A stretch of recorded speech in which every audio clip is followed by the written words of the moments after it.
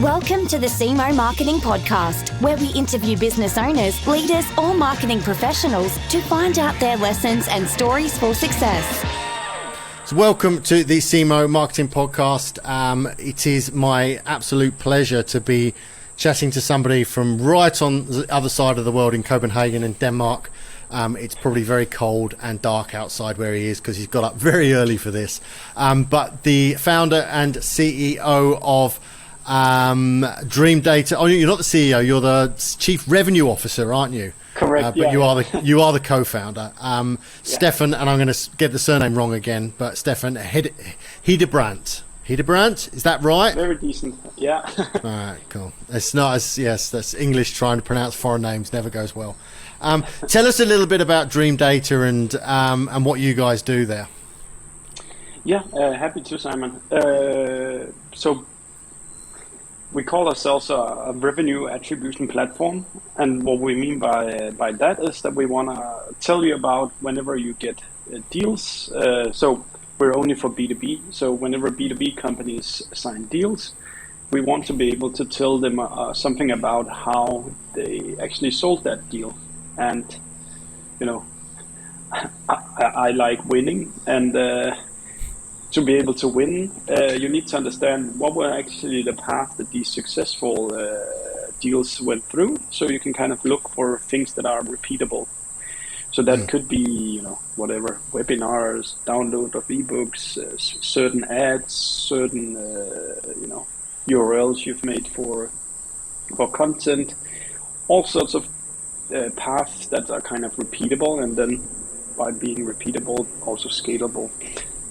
So our core product is basically we set up a database, a data warehouse on behalf of our customers, and to this we use Google BigQuery. To this, then people connect all the sources that touch their journeys, meaning that typically that's a CRM, an automation, marketing automation platform, maybe some customer success tool.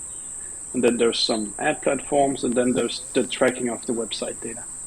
And what our algorithms then do is that they build an account-based timeline. So every time we can associate a touch to a certain account, then we put it into the timeline. And that kind of organically stays alive, so we help people understand customer journeys, essentially. And one thing that you've mentioned there, that those touch points, when you obviously work with the bigger businesses out there, how many touch points are you talking about with some of these businesses? I guess it's probably not just 2 or 3, but I suspect there's a lot more that even perhaps some businesses don't even know about. Yeah. So as just the sort of users of our products are approximately between like 50 employees up to like 500 to 1,000 employees. So that range. Yeah. Some of the interesting things that we can see is that what businesses quite typically know quite well is from the point of time when they had a first conversion from an account, like somebody downloads an ebook or requests a demo call. The time that it takes from that point until they sign the customer, people are well aware about. But what we can see with our data is that the journey normally starts an equal amount of time before the identified period. So instead of the journey being like 3 months, then it's actually more closer to 6 months. Right. And the marketers that are our customers are quite often very surprised by this, because if they then are to impact the budget in a certain period, then you cannot come in October and then ask marketing to impact the budget if the journey is 6 or 12 months in average. Yeah. And the other side of it also is that all these marketing experiments that we run, if you don't know the full extent of how long can you actually expect the journey to be, then you cannot really judge whether the new initiatives that you do, whether they're successful or not. And I guess if you can't judge that, then you could be just throwing money away, and then you then have to go back and justify a budget, and you've got no data which to justify your budget. So I guess from a marketer's perspective, this helps them. I would imagine this helps them go out and get bigger budgets and bigger opportunities to spend more money. Totally. So it's it's all about knowing as much as you can about your customer journeys, whether that is then to identify activities you should stop or activities that you should put more money in. That's both things are valuable. Yeah. What made you guys just focus on the B2B side of things and not the B2C? What's the difference, do you find, between those two?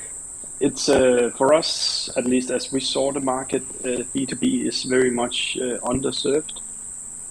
And there's a lot more complexity in B2B. So in like B2C, attribution is relatively more simple, meaning that somebody performs a search. Let's say Simon is looking for a running shoe, then he types in that running shoe in Google, and then he ends up on a website, and then he buys that running shoe. In B2B, there's multiple stakeholders involved, 3, 4, 5 people. All of them own 2 or 3 devices, and from the point of time that somebody starts the journey from an account until the account is won can easily be 200 days or something like that. Yeah. So the attribution problem is, at least in our opinion, a lot bigger in B2B, which means also that the potential for providing value is also huge. Because if you think about Google Ads, which is almost any business uses that nowadays, and in a B2B world, all the essential data is actually missing from inside of Google Ads. You can see clicks, you can see cost per CPM. At best, you can see a conversion, but that's just an email. And an email in B2B is immensely far from being a signed deal. That's what we help people with, is to take the revenue component that sits in the CRM system and try to join that into being able to take the revenue component and put all the way back to a specific Google Ads campaign, which then helps you. I guess one of the other things you said there was about that cross-device. How do you deal with that? Because that's always been a huge challenge, that someone's looking at your business, at 3:00 in the afternoon on their laptop in the office, and then they're looking at your business at 7:00 on a mobile device, different IP address, different locations, maybe even looking at different pages. How do you tackle that problem? Yeah, so our platform then works a little bit like a customer data platform. So every user has its own ID, and that could be, for example, it's a long string of numbers, but let's just call that ID Simon. Yeah. Then Simon can own, for example, he can have multiple email addresses, both his professional, and he can have his private email address. And this ID can also have multiple devices. So being your phone, your computer, your iPad. But all of this you don't know from the get-go. You pick it up over time. So let's say you come into the website, and then the first time you convert would be on your computer. Then as we start sending you newsletters, etc., then at some point you would open the email from your phone, and you would click a link inside of that.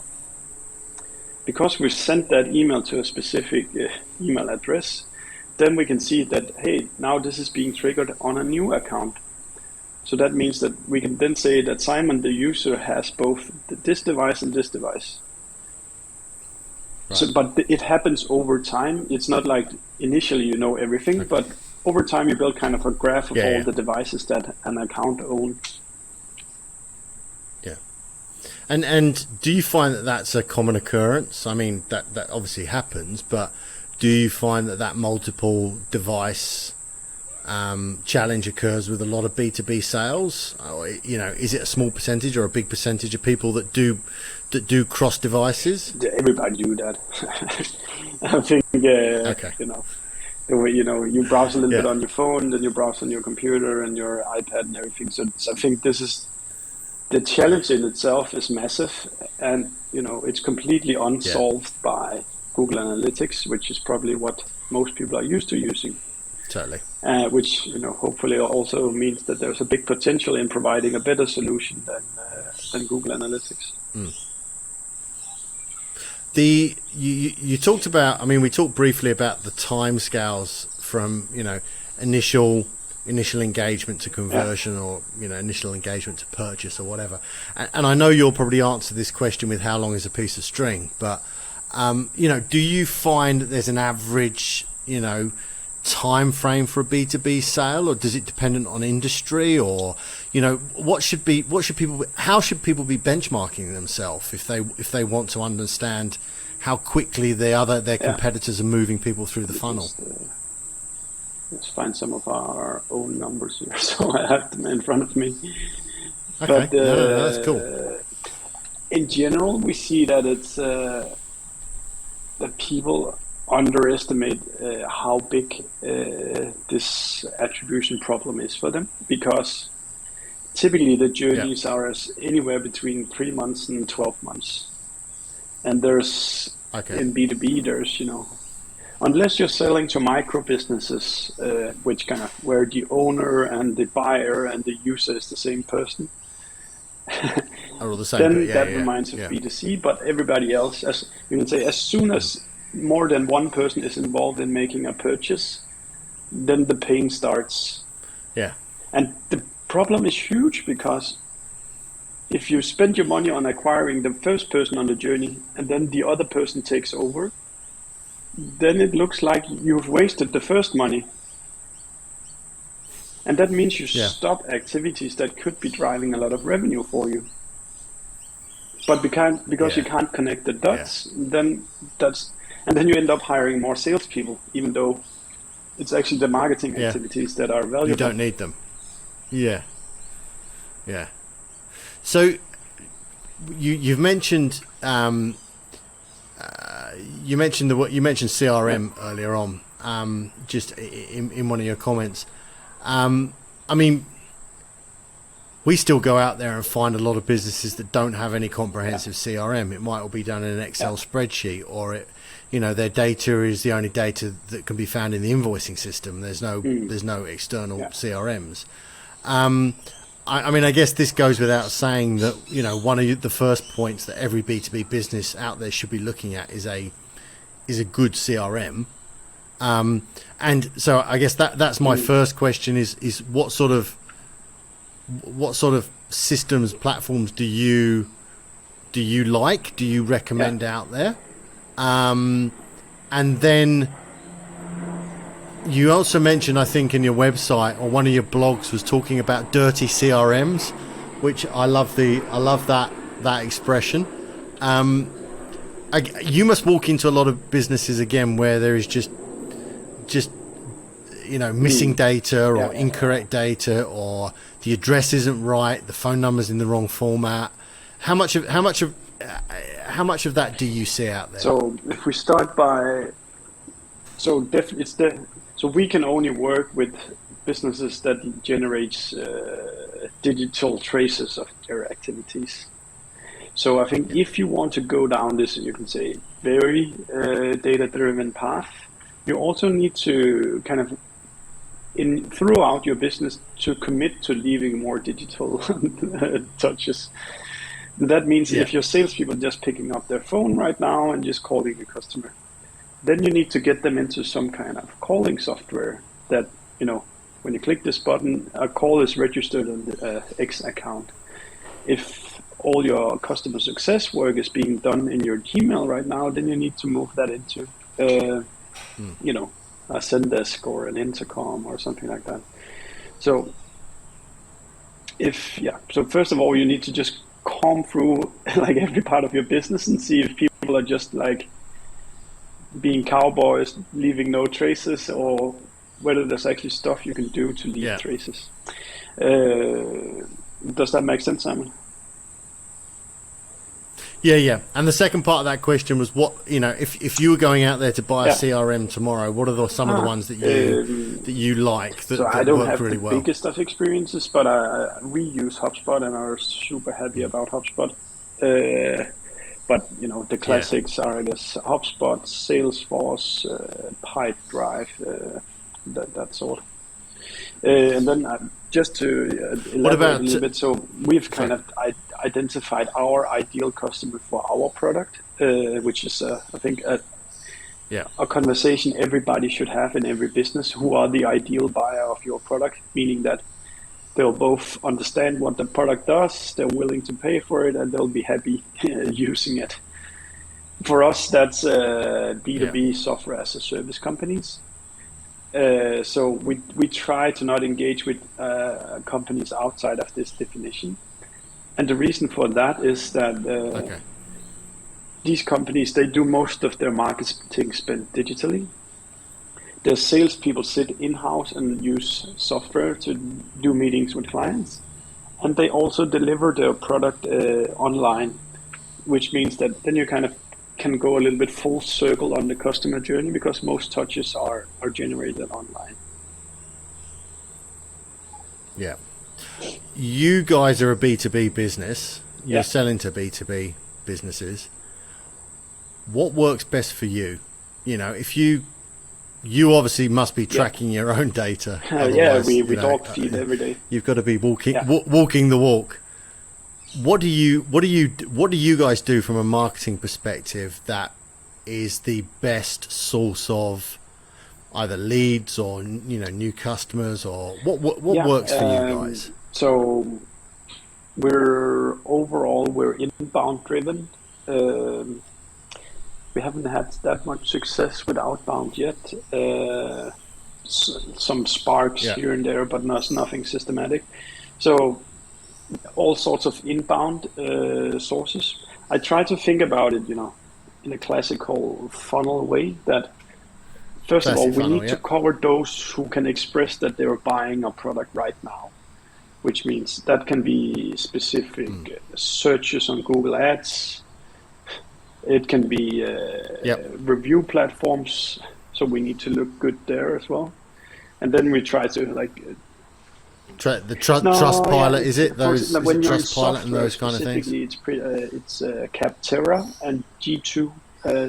Both of them are software specific, so those are the ones that we try to. But my two co-founders, they come from Trustpilot though. So I try to build from the bottom, and then the next step can be to say, okay, let's at least get in front of the right people that are maybe not buying right now. So for that, I've built, really big audiences on LinkedIn with, accounts that fits our ideal customer profile, and then we try to serve ads in front of them. Mm-hmm. But what we've, I think, been most surprised about how effective it is what you can define as social selling on LinkedIn. Consistently, every 4 or 5 times a week, putting out value on LinkedIn posts, and then just exposing that to your followers. I think the people with I guess it's popular speak that LinkedIn is the last organic platform out there. So if you want to, if you want to reach a lot of people, that's the place you want to be betting. I guess you've got a huge opportunity, given what you do. Education is everything is going to lead back to you. We just try to put up a nice piece of information every day. And if you join that by having a clear understanding of who your ideal customer is, then you can you consistently press connect with your ideal customers. You don't DM and sell, but you just provide value. And then at some point that kind of inbound pull comes. Yeah. Is there a danger, and you often, there's lots of theories out there that the too much data is not good for you. Is it better that perhaps people are looking for smaller amounts of data points but higher quality, or should they be trying to collect as much data as possible? It's it's just my opinion, but I think it's first of all, you need as much data about your customer journeys as possible, because any model, the attribution model that you would apply to just 5% of the journey is essentially going to be wrong because you're missing the other 95%. But what I think you should need to be crystal clear about in your business is, as you say, Simon, that you can only have a few metrics that you really count every day or every week or every month. Otherwise, you just, you should use metrics to create a focus, and this focus should align with what you're trying to accomplish in your company. So pick some metrics that fits there. So for me personally, I'm focusing very much on marketing qualified leads, because then I know and then sales accepted leads, and then sales opportunities, because I know if my input to the sales team hits the numbers where we fairly can expect them to convert enough deals to hit our budgets, then what I'm basically saying is, to me, kind of it's almost only a marketing qualified lead that I care about. Then I can do a ton of activities that have like sub metrics, but my North Star is that one metric, because I know if I hit that, then my sales team have a chance of actually hitting the numbers that they need afterwards. Yeah, there's a great story, and I always forget where I read it about bookies, about horse, bookies who take bets on horses. The experiment that they did was they gave them different amounts of data about the horses in different rounds. So I think the first time they gave them, the bookies were allowed to pick 5 pieces of data about the horse and the jockey. And the second time they were allowed to pick 10, and the third time they were allowed to pick 20 pieces of data. And the story goes, and I will have to dig this out somewhere, the story goes that the more data that the bookies got, the more confident they got that they were going to pick the winner of the race, right?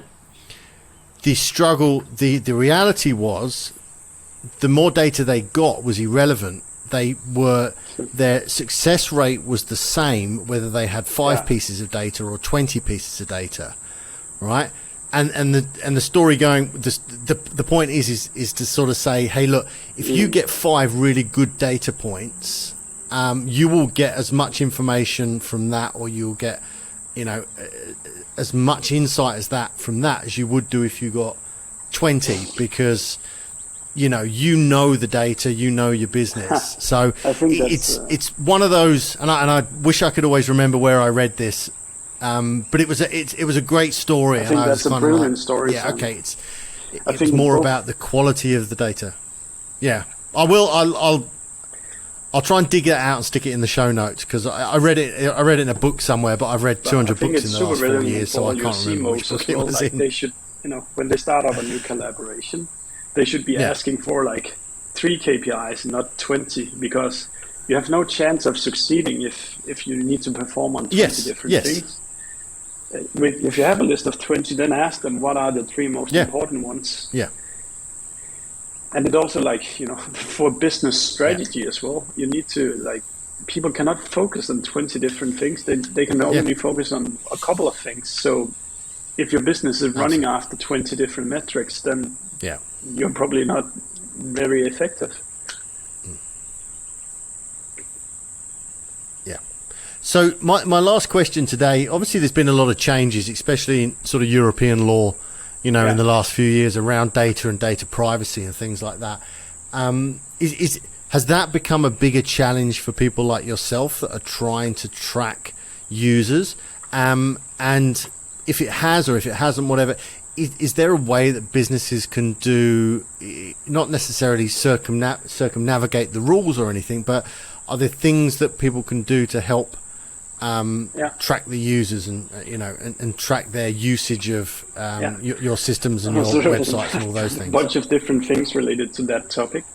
I think first of all, the ones that are in trouble are the ad platforms, because the ad platforms, they sit on the outside and they push traffic into you, and then they're trying to understand what happens. So it's a really big pain for the Facebooks and Googles and LinkedIn. Our tracking is per definition a first-party statistical tracking. So if you accept statistical tracking, then we can collect data about what you're doing on your website. That means we can see where is the data coming from and what's happening to the traffic afterwards.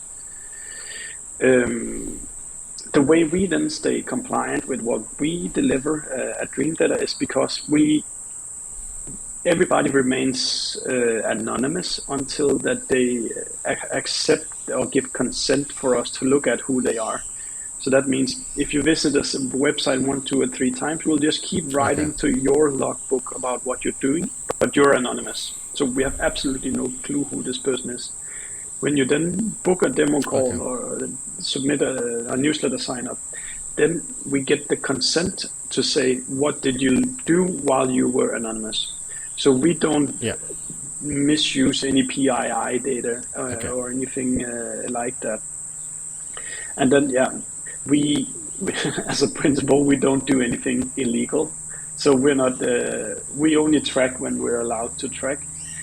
But I think it's kind of in this whole tracking game, it's always a game of competitive advantage. It's, in the land of the blind, the one eye is king. So if you can go from knowing 5, 10, 20% to knowing 50, 60%, it's still a competitive advantage. We're never going to get to 100%.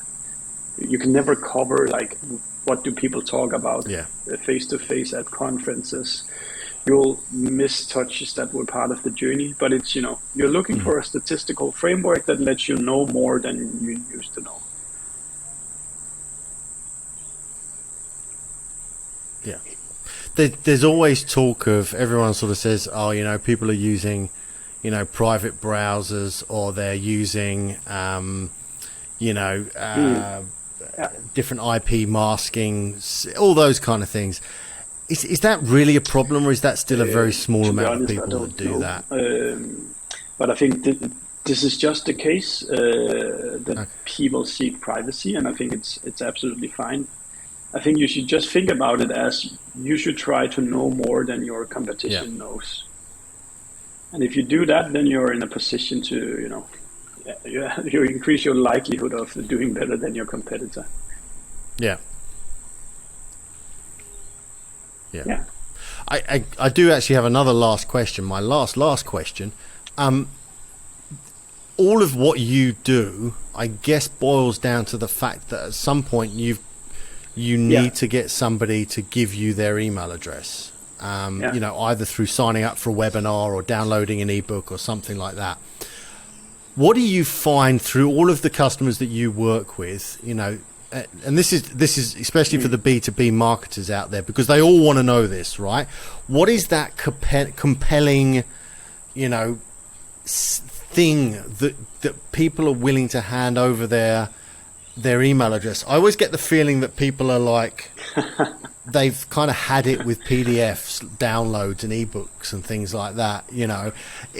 What do you see? What you obviously see a lot of these things, but what do you see that works part of the out game there? Is still offering great quality content that you gate behind the form.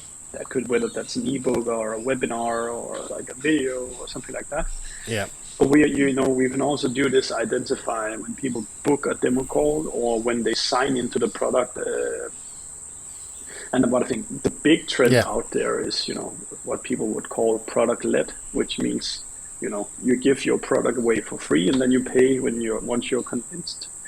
And, if that's the kind of, agreement you do with your users, that come and try our product for free, in return you hand over your email, then I think that's what people are willing to pay for, that they can actually get a tool for free that to some degree they can get to understand whether that solves the problem that they're trying to solve.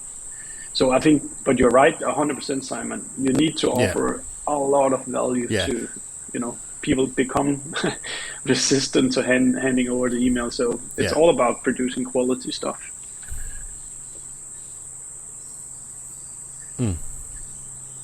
There was a not necessarily a competitor to us, but there's a business that we've modeled a little bit of what we do on their business model.